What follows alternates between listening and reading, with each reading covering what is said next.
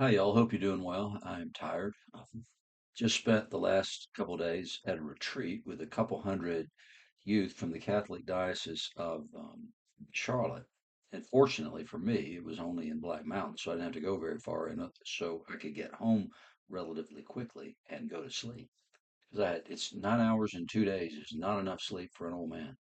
But had a really good time. Was really blessed to be around these kids. Had some great workshops, had some great speakers and all that kind of stuff. It was really, really well done. One of the things that impressed me, and this reflects on today's gospel lesson, was the idea that so many times during the course of this retreat and in the workshops and stuff, they talked about vocation and kids seeking after their vocation. And what's interesting is it's not the way that most people think about vocation.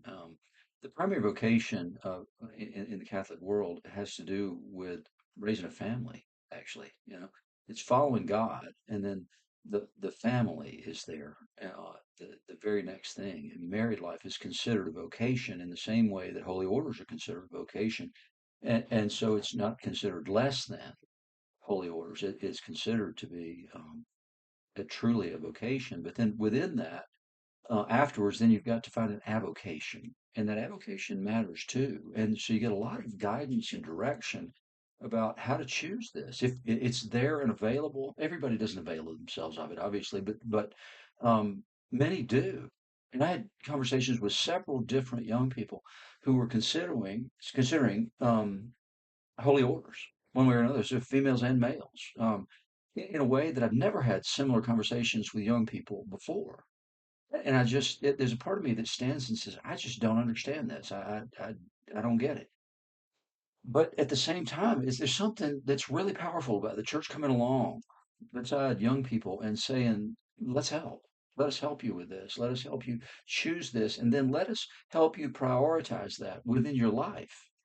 It's not intended to be the avocation is not intended to be the most important thing, and that's very clearly stated constantly within the church, and it's just it is such a huge cultural shift for me to see this in a way that I had no expectation, and really just delighted to see it and to talk to these young people and to hear what they're thinking and why they're thinking these things. And to see 200 young people taking their faith incredibly seriously for 2 days. And it's not like retreats that I've attended in the past. And it's just really impressed with the leadership in the diocese, the people who were there to chaperone like I was. We had some small group breakout sessions along the way. And I was really impressed at the depth of the love for Jesus among the people that were there, and that they were getting as much out of this as the teenagers were. It was really a wonderful couple of days. I am, however, quite worn out. But what I'm thinking about has to do with today's gospel lesson. So it's after the resurrection appearances we've looked at the last couple of weeks. Then it comes to Peter as the leader of the disciples, the clear leader of the disciples. They've gone to Galilee because that's exactly what Mary Magdalene said Jesus told them to do.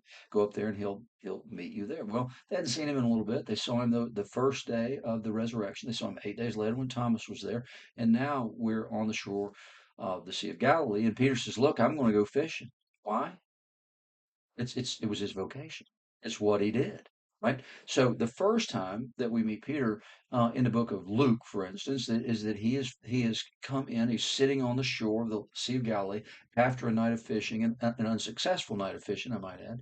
And Jesus is teaching, and there's a crowd following, and he comes down and he says, "Hey, can I get in your boat? You push out from shore a little bit. That way I can kind of see the people that I'm speaking to." And so Peter says, okay, fine. And when he finishes, Jesus tells him, go out in the deep water and let down your nets for a catch. And Peter's response is, um, yeah, well, we fished all night and we didn't catch anything, but because you say so. So something Jesus had taught, the way he taught, had captivated Peter in such a way that he's willing to do what this, well, teacher tells these career fishermen to do. So he goes out and they pull in a huge catch. John and James have to get in their boat, come out and help them bring the catch in because it's so great and the nets are going to break if you don't get all the help and bring this catch to shore. When they come to shore, Peter falls to his knees in the boat, looks at Jesus and says, go away from me, Lord, I'm a sinful man. And Jesus says, come on, I'll make you a fisher of man. You come follow me. So now, fast forward to after the resurrection, when Peter says we're going to go fish, or I'm going to go fishing, and everybody else says, we'll go with you.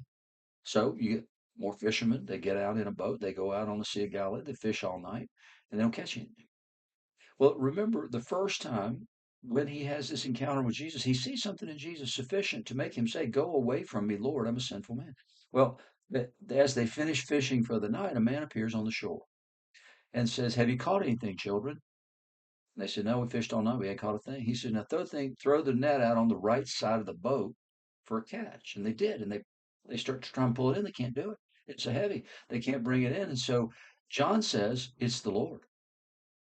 And Peter immediately throws on his outer garment and dives in the water. And that's not going to help him swim. Put on this outer robe thing. And so he swims to shore to meet Jesus, the man that he has just denied 3 times, the man that he previously had said, "Go away from me, Lord, I'm a sinful man." Now he's got 3 years' experience being with Jesus, and he knows that forgiveness awaits. And so he jumps in the water and he goes to the shore. And he gets there, and Jesus is cooking on the shore. He's cooking some fish and he's got some bread there. Peter then helps the others bring the net in. There's 153 large fish, John says. And Jesus says, "Give me some of that fish." And so Jesus already got something, but then he takes an offering from them. And there's a cooperative effort between the two of them. So previously, remember, he's told Peter, I'll make you a fisher of men. I'm going to repurpose your avocation in such a way that you're not going to be fishing for fish anymore. You'll be fishing for men. Well, now, after they've had their meal, Jesus takes Peter for a little walk, and they walk along the shore, and they're talking. And this is Jesus's way of forgiving and restoring Peter in a way that Peter needs it. We don't have any record of Peter confessing to Jesus. He knows Jesus knew. So they're walking on the shore, and he says, "Simon, son of John," was a very formal address. "Do you love me more than these?" Pointing to the other 10 guys. And he says, "Yes, I love you." And he asks him 2 more times. And Peter's grieved by that last one because I'm sure that he's reminded of what happened here. And it's like, is this going to end? Am I going to receive forgiveness? But after he does this every time, he says, "Feed my sheep, tend my sheep, and then ultimately feed my lambs." He's making Peter the leader. That's exactly what he's doing. He's restoring him to the leadership of the apostles. But interesting, isn't it, that initially he said, "I'm going to make you fisher of men." But now he says, "I'm going to make you a shepherd." You're going to move on. You're still going to be a fisher of men, but what your primary role is going to be, your vocation, is going to be feeding my sheep. It's going to be a shepherd. You're still going to be a fisher of men, but your real vocation is going to be shepherd to the sheep. And that's the way that I saw these young people this weekend thinking about and being taught to think about vocation. I think it's something we have to learn, that there's something that's really good in that idea, that the service to God is going to be the first and primary thing. And the first way you carry that out is either you go into holy orders or you carry it out by being the shepherd of your own family. But then everything else you do fits around that. And I think that's a beautiful and a wonderful thing. And I'm grateful for having been there with these young people this weekend. And I wish that I had had that instruction. It was probably available to me, and I probably didn't avail myself of that opportunity. In the name of the Father, and the Son, and the Holy Spirit, amen.